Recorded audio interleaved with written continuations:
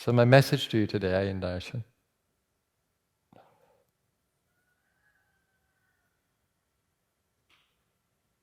for my balcony talk, my last one, I spoke about the importance of centering. For the deeper meditations, the true understanding of meditation, you need to understand the true goal of meditation, and that is centering in infinite being, where there is only one, not two. If you focus on an object, there's two.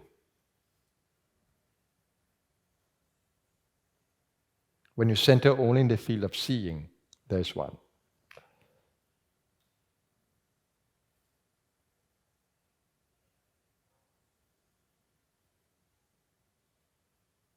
So centering is the most important action in your meditation.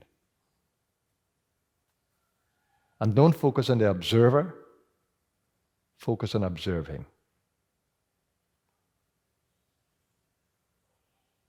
And then you will see the tendency of an observer inside of you, the ego, of course, to take over the seeing. But you don't want that. You want to be able to observe ego action, ego postures, that you will manage them. The ego is not the goal of meditation. Its transformation will tell us how deep we are centering. So it's important to observe it. But in observing it, you stay detached and just stay in seeing.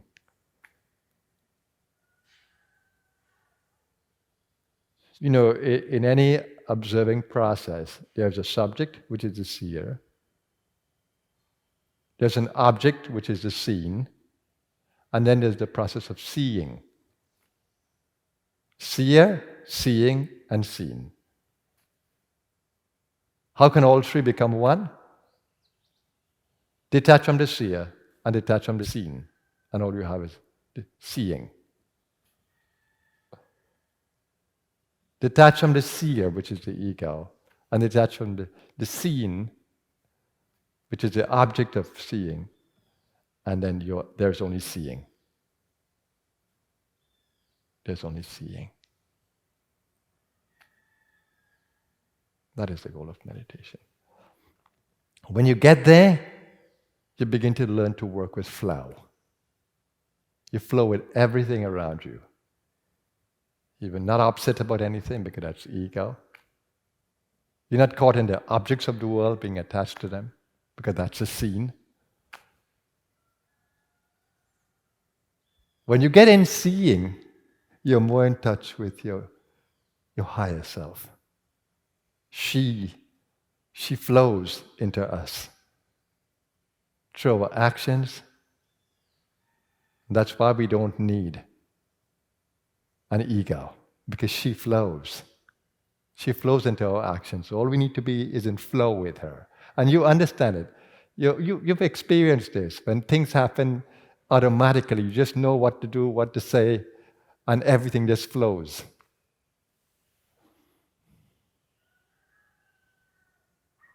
That concept was very, very clear to me. I remember in my first examinations, major examinations in secondary school, and I'm doing math. Math was always very difficult for me until I learned that everything has a formula. And then when I learned formulas and learned how to derive them, then I was happy, because then I can solve problems. But in my examination, when I had the paper, what was magical is that as I began to do the paper, I began to see all the answers and the process. Oh my God. Of course, I got a distinction, but the beauty of it was the flow in the exam. And then I knew that there was a higher force at work, because I didn't do it. I didn't do it. And we have all experienced some bit of that. When some other power takes over the ego. And ego then becomes an instrument, not a doer. The doer is much bigger than us. So when you get into the doing, you have to use force, exert, create more karmas. When you go in flow, you don't create karmas. She doesn't create karmas. She flows through the karmas.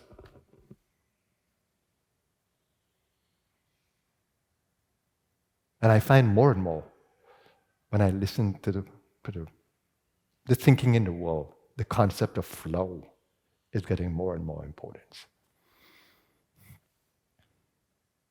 For those of you who look into Mind Valley, there's a guy who speaks on flow. When I listen to him, he captures the concept in the ordinary sense, of course. It is the mystical that is behind it.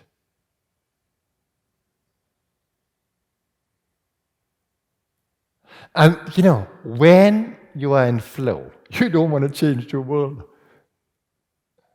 You simply want to change yourself.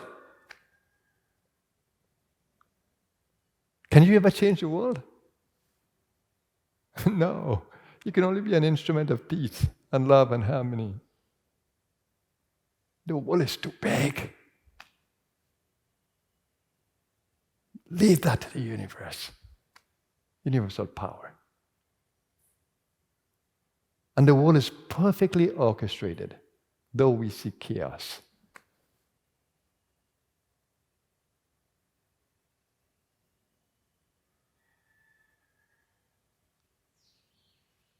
So work on changing yourself. That's the best thing you can do. Be in flow, that you may become an instrument of change in the world.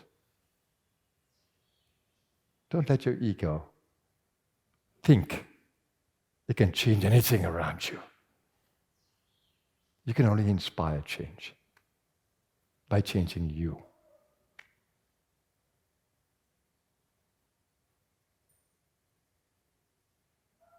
By changing you.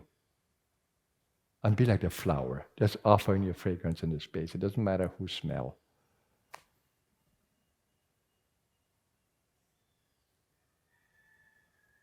Be like the sun, the shining and all. And do you know why evil thrives? Although it's burning its merit out. Because the universe is not partial to anyone. Once you work the formula, the result is going to come. So those who are into criminal activities, they're burning their merits away. They're working the formula, and they're creating harm and hurt. And that's going to come back to them. That's going to burn them out.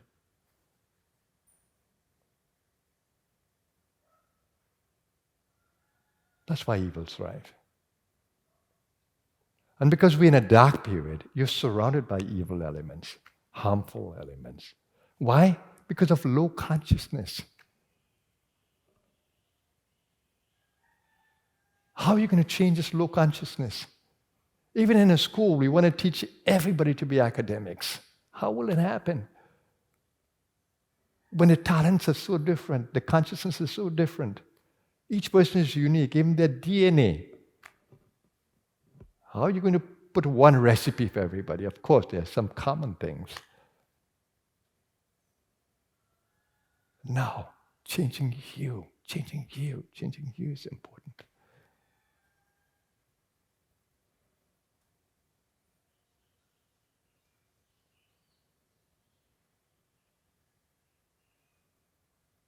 So every day and in every way, working and going deeper within yourself and learn the concept of flow.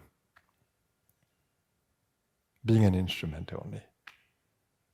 Don't try to change the world. And don't let the world change you.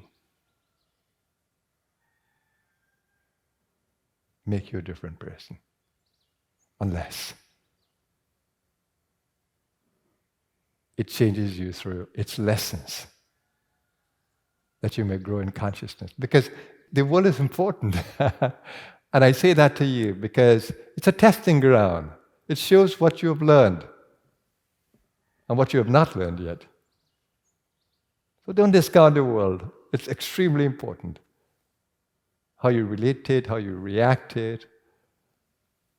It's extremely important. Use the world for that only. To test how much you've grown, how stronger in consciousness you are, how centered in divinity you are. Use the world for that. And use every opportunity in the world to build merit, to do good to others, to be a blessing to your world. Use every opportunity for that. These are not new words I'm saying. Every messenger of truth has said the same thing. I'm just echoing the words of all the messengers of light. Listen to any one of them, and you get the very same message with its own distinctive flavor. Every messenger has a beautiful flavor, whether it comes in song, in poetry, in activity, in wisdom. There's so much beauty in every messenger of the light. Have a happy day, everyone. May we all stay blessed. Namaskar.